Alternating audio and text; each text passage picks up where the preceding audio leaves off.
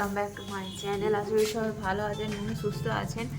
তো আমার গলা থেকে আওয়াজ বেরোচ্ছে না, এত ঠান্ডা পুরো মনে হচ্ছে যেন সিকিম, কাশ্মীর, সিমলা এই সাইডে চলে এসেছি।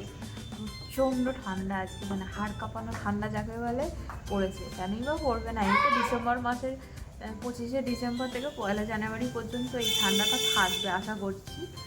আর এই বছরের বলেই ছিল যে ঠান্ডা পড়েছে, বাইরে রোদ নেই, কিচ্ছু নেই, একদম মেঘলা মেঘলা, একটু একটু রোদ এখন বেরোচ্ছে। সকাল থেকে একদম রোদ ছিল না। রান্না বান্না করতে দম ছুটে যাচ্ছে, হাতে একদম তালা পড়ে যাচ্ছে, এত ঠান্ডা জলটা হাতে তালা পড়ে যাচ্ছে। এই যে আজকে সোমবার, ওর জন্য মান্নাবাবু আছে বাড়িতে, আর আজকে কফি বানাবো, এই যে কফির প্যাকেট। তো হাতে রান্না করতে গেলে তো হাতটা ধুতেই হবে, আবার যারা হাত আর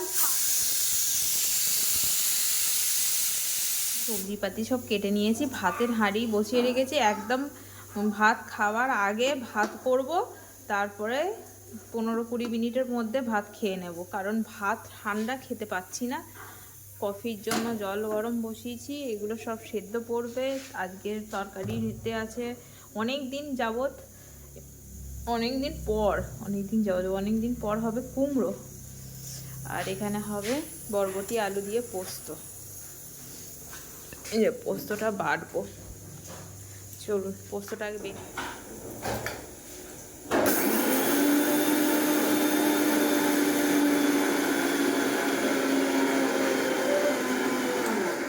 এটা হচ্ছে আমার ছেলের হচ্ছে ছোটবেলার ওয়ার্ড্রপ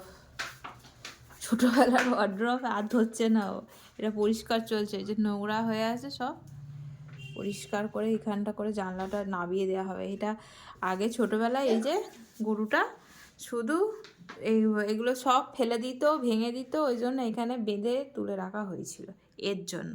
এখন বড় হয়েছে, এখন হয়তো আর ভাঙাচোরা হয়তো করবে না, আগে ছোটবেলা ভেঙে ভেঙে দিত। বলো বাহুবলী ছেলে আমার। এখানে টিভি আমাদের হয়ে গেছে গন্ডগোল, টিভি খারাপ হয়ে গেছে, ওই জন্য টিভি সারতে পাঠানো হয়েছে, ওই জন্য এখানটা পরিষ্কার দিস না। ম্যাম আসছে না, খুব ভালো লাগছে তো। ওই কফি ব্রেক চলছে, আমার সোনা কফি খাচ্ছে, এই যে কুট করে ওইখানে কাপে আছে, কুট করে। ও ওই বিস্কুটটা চা কফিতে বা চায়ে ডুবিয়ে খেতে ভালো লাগবে। খেতে ভালো হবে, চিজ ডুবিয়ে খেলে একদম নষ্ট হয়ে যায়। এমনি ভালো লাগবে যারা সুগার ফ্রি পছন্দ করে, বিস্কুট তাদের জন্য ঠিক আছে। চিজের গন্ধ পছন্দ করে, চিজ গন্ধ এই দেখো শুধু এখন খবরের কাগজ খুললেই SIR নিয়ে দিচ্ছে শুধু। যাদের যাদের নাম আসে না, সে পঙ্গু হোক, অসুস্থ হোক, শয্যাশায়ী হোক। আমার নাম আসেনি। Tata, bye bye. এইসব আমি চান টান করে পুজো করে এলাম, একটু একটু রোদ্দুর বেরিয়েছে। আর আমাদের বাড়িতে এসেছে দেবদূত, স্বয়ং দেবের দুধ এসেছে। এটা বাঁদর কলা খাচ্ছে, এটা হনুমান কলা খাচ্ছে, দুজনে মিলে। এখন ঘড়িতে প্রায় 2টো বাজতে, আমার রান্না বান্না হয়ে গেছে, চিকেনটা শুধু করছি। স্বয়ং কৃষ্ণের দুধ এসছে, কৃষ্ণের এই যে হ্যাঁ, এটা চিকেন আর এটা ভাত। এটা ভাত, এটা চিকেন হয়, চিকেন এই তো আজকে উইথ স্কিন দিয়ে, চিকেনের উইথ স্কিন দিয়ে চিকেন হচ্ছে। অনেক দিন খাওয়ার ইচ্ছা ছিল, কিন্তু কাউকে দিয়ে হয়নি। কাউকে দিয়ে বলতে আমার কর্তামশাইকে দিয়ে হয়নি। ওই অনিমা করিয়ে এনে দিয়েছে। এটা ওদের ওখানে মেশিন কিনেছে, মানে চিকেনের দোকানে মেশিন কিনেছে ছাল ছাড়ানোর জন্য আর কি। যারা স্কিন শুদ্ধ নেবে, যারা স্কিন ছাড়া নেবে, সব রকমের পাওয়া যায়। তো সেইখান থেকেই আর কি নিয়ে এসেছে। আমরা খেয়েছিলাম স্কিন শুদ্ধ চিকেন খেয়েছিলাম, আর একটাই আছে। খুব চনচনে খিদে পেয়ে গেছে। শুধু চিকেন প্রথমবার জীবনে, আমি তো প্রথমবার। তুমি প্রথমবার খেয়েছিলে সিকিমে? আমি সিকিমের আগে খেয়েছিলাম। সিকিমের আগে খেয়েছিল, কিন্তু আমি প্রথমবার সিকিমে গেছিলাম। সিকিমে ওখানে স্কিন শুধু চিকেন রান্না করছে। চিকেন প্রথম খেয়েছিলাম দুর্গাপুরে মামার বাড়িতে। হ্যাঁ, দুর্গাপুর মামার বাড়িতে উইথ স্কিন, তখন আরামবাগ চিকেন আসতো। আরামবাগ চিকেন প্রথম খেয়েছিলাম। আরামবাগ চিকেনের দুর্গাপুরে গিয়ে অনেক বছর আগে, তখন এই বাবান দাদার সাথে খেয়েছিলাম।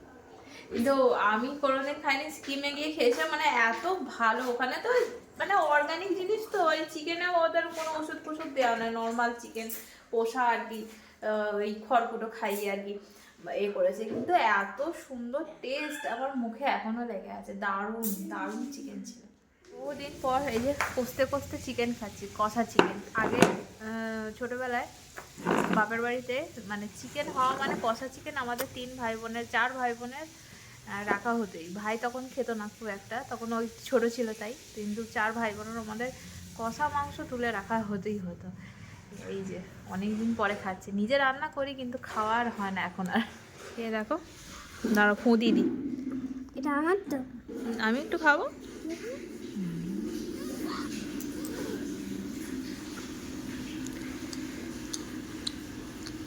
কেমন হয়েছে? ভালো। আর একটু হবে।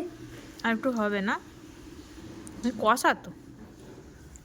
গুড ইভিনিং বন্ধুরা, এখন ঘড়ির কাটা অলমোস্ট 8টার ঘরে। তো এতক্ষণ বসেছিলাম, ছেলেকে একটুখানি পড়াচ্ছিলাম, তো সেই কারণে একটু দেরি হয়ে গেল। আর তখন আমি যদি ব্লগ বানাতে শুরু করি আমার ছেলে আর পড়বে না, ওই কারণে আর কি বানাইনি। তো এখন এসেছি রুটি বানাতে। আজকে প্রথমবার বানাবো হচ্ছে রাগি আটার রুটি।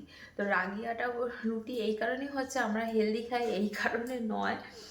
একটা প্যাকেট আর কি বেশি এসে গেছিলো দোকানে, তো সেটাই সুমন নিয়ে চলে এসেছে। এসব আটা আমাদের এদিকে তো অত কেউ জানে না, তো জানলেও হয়তো খুব কম লোকই খায়, কারণ এটা তো খুব একটা খেতে ভালো নয়। তো সেই হিসাবে আর কি ওই আটাটা নিয়ে এসেছে, মিশিয়ে নিয়েছি আমি। যে আমাদের যে আটা আছে, আটাতে আজকে রাগি আটার রুটি হবে। হেলদি হেলদি হেলদি খাবো আমরা আজকে। তো চলুন রুটিটা বানাই।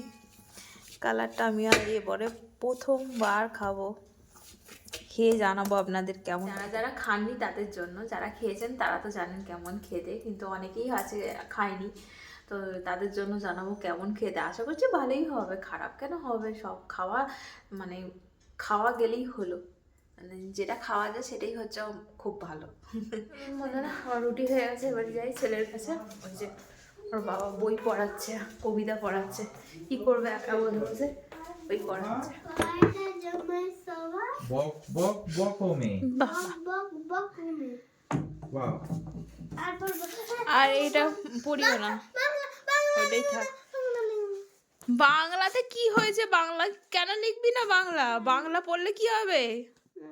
বাঙালি হয়ে বাংলা পড়তে হবে না? কালকে লিখবো, কালকে উঠে পড়াশোনা করে নেব।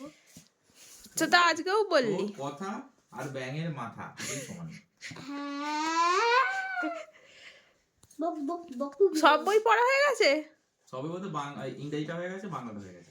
না এবারে যেটা ভাইটাল ওইটা বার কর। হ্যাঁ, জিকেটা, জিকে। জিকে তুমি পড়ো। না না, এটা আমার মাথা ঢোকে না। না তোমার ওই কি ইয়ে